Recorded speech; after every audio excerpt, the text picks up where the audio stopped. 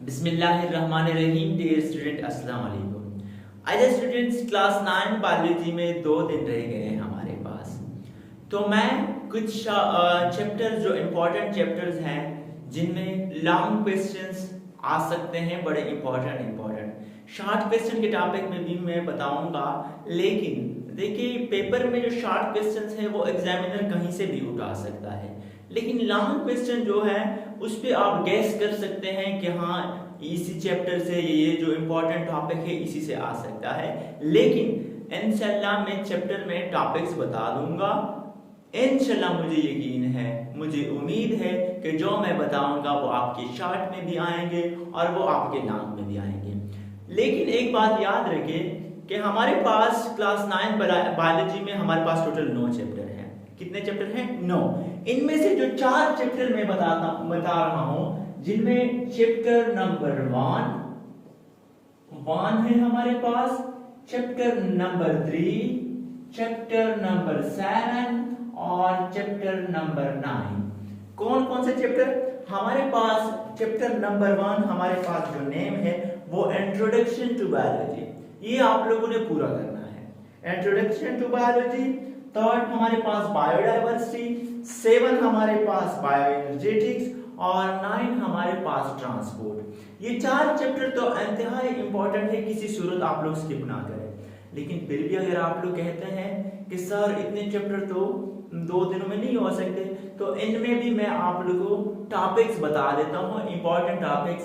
इंशाल्लाह आप लोग के जो पेपर है ऑलमोस्ट इन्हीं चैप्टरों में से आएगा।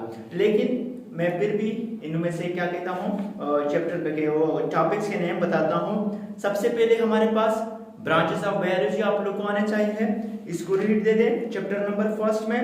फिर हमारे पास जो कैरियर्स इन बायोलॉजी है ये इंपॉर्टेंट है, ये भी आप लोग तैयार करें। नेक्स्ट हमारे पास जो है मुस्लिम साइंटिस्ट, इनको आप लोग जस्ट रीड दे दे। कभी कभी एग्जामिनर ये दे देते हैं, अक्सर आते नहीं है लेकिन कभी कभी आ जाते हैं, तो रीड इनको भी दे दें। और उसके बाद हमारे पास यूनिसेलुलर और मल्टी सेलुलर ऑर्गेनाइजेशन, इनमें क्या डिफरेंस है एग्जामिनर पूछ सकते हैं, इंपॉर्टेंट है, ये भी आप लोग कर लें। चैप्टर 1 ये हमारा हो गया। चैप्टर नंबर 2 की अगर हम बात करें तो चैप्टर नंबर 2 में सिर्फ 2 चीजें आप लोग करें, इनको इतना इंपॉर्टेंट नहीं लग रहा मुझे। हाइपोथेसिस और डिडक्शन में क्या फर्क है, शॉर्ट में आप लोगों के लिए एग्जामिनर दे सकता है कि what is the difference between hypothesis and deduction, या briefly discuss hypothesis and deduction, ये आप लोग करें, ये इंपॉर्टेंट है। और दूसरा जो बायोलॉजिकल प्रॉब्लम नंबर 1 है कि what is the cause of malaria, ये लॉन्ग में दे सकता है या लॉन्ग के पार्ट में दे सकता है, ठीक है। तो ये आप लोग साथ में करें। हमारे पास टोटल जो पैटर्न है पेपर का वो कैसा होता है, 10 हमारे पास एमसीक्यू, 12 हमारे पास एमसीक्यूज, 11 हमारे पास शॉर्ट क्वेश्चन जिनमें 8 करने होते हैं 4-4 नंबर का, और 4 हमारे पास लॉन्ग क्वेश्चन होते हैं, उनमें 3 करने होते हैं, 7-7 मार्क्स का वो होता है, सही है। और चैप्टर नंबर 3 जो हमारे पास बायोडाइवर्सिटी है, ये बड़ा इंपॉर्टेंट चैप्टर है। इन्हें कोशिश करें कि आप लोग पूरा का पूरा कवर कर ले, लेकिन पूरा अगर नहीं होता, टाइम की शॉर्टेज है आप लोग के साथ, तो कौन सी चीजें कर लें इसमें, इंपॉर्टेंस ऑफ बायोडाइवर्सिटी जरूर करें। और फिर क्लासिफिकेशन ऑफ ऑर्गेनिजम्स, ये जो बेसिस ऑफ क्लासिफिकेशन है, एम्स ऑफ क्लासिफिकेशन है, या हमारे पास प्रिंसिपल ऑफ क्लासिफिकेशन है, लॉन्ग के लिए ये टॉपिक बड़ा इंपॉर्टेंट है, ये जरूर करें, सही है।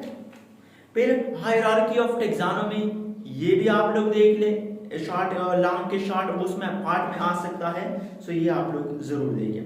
फिर हमारे पास जो 5 किंगडम सिस्टम है, लॉन्ग में या शॉर्ट में या लॉन्ग के पार्ट में सब कुछ आ सकता है, ये आप लोग जरूर करें। 5 किंगडम सिस्टम, जो किंगडम प्लांटिंग, मोनेरा है, एनिमेलिया है, फंजाई, सारी चीजें, सही है, ये आप लोग करें।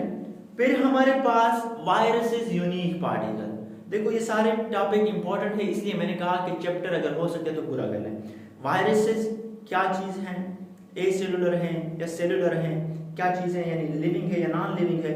फिर binomial nomenclature, importance of binomial nomenclature, बड़े ही इंपॉर्टेंट टॉपिक्स हैं, ये आप लोग जरूर करते जाएं, सही है।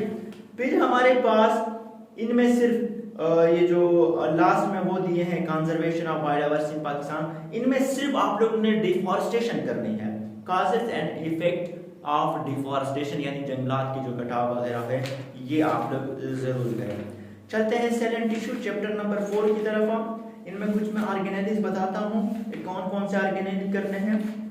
सेल वॉल, अपने साथ नोट करते जाएं, चीजें पेन उठाएं। Cell wall, cell membrane, Golgi apparatus, mitochondria, ribosomes, फिर लाइसोसोम और न्यूक्लियस, ये ऑर्गेनेलिज आप लोग करें।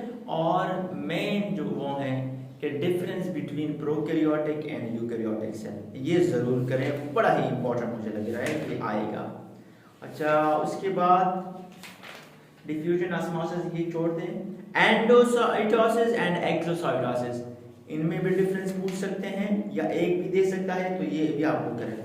टिश्यू की अगर हम बात करें तो टिश्यू में सिर्फ कंपाउंड टिश्यू करें, कंपाउंड करें, और एपिथेलियल टिश्यू करें, कनेक्टिव टिश्यू को भी रीड दे दें, और मस्कुलर टिश्यू, ये बड़े इंपॉर्टेंट है।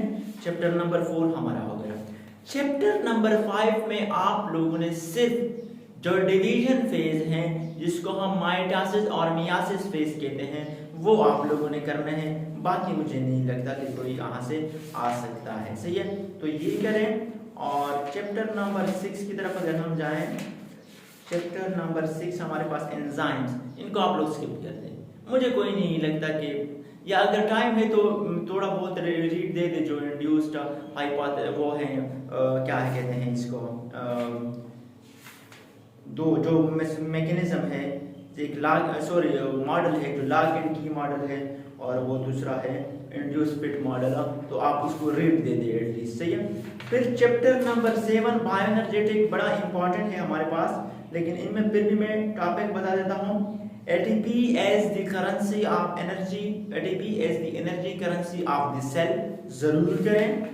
फिर आगे अगर मैं बात करूं तो role of chlorophyll and sunlight in photosynthesis, long के लिए बड़ा इंपॉर्टेंट है।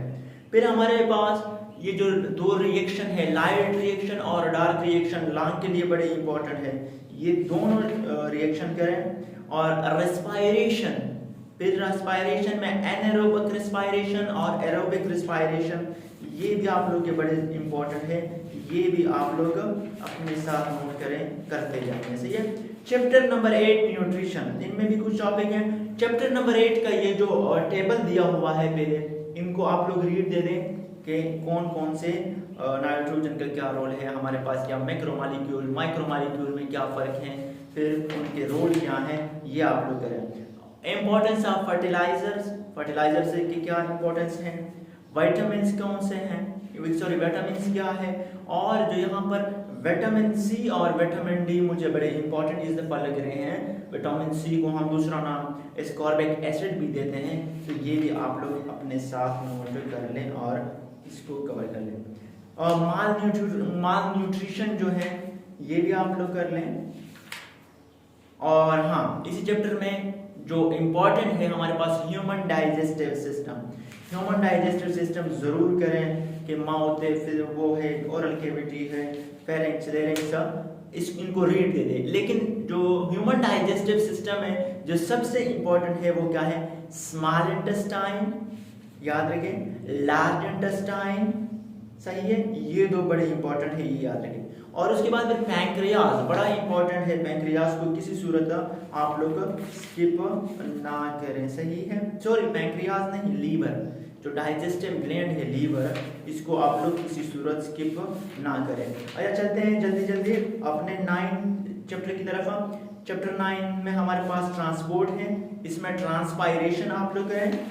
ट्रांसपायरेशन के साथ जो रेड सेल है और व्हाइट सेल है इसको भी रीड दे दे कि इसमें क्या फर्क है, कौन से सेल को रेड सेल कहते हैं, व्हाइट सेल कहते हैं। प्लेटलेट्स हो गए हमारे पास, और ब्लड ग्रुप सिस्टम को भी आप लोग चेक देख लें। और फिर ह्यूमन हार्ट में आर्टरीज, वेन्स और जो हमारे पास जो मीन्स जो ब्लड वेसल है, सिंपली कैपिलरीज, ये आप लोग कर लें। इंशाल्लाह आप लोग का जो चैप्टर वो पेपर है उनमें पूरे मार्क्स आएंगे जो मैंने टॉपिक्स बता दिए हैं।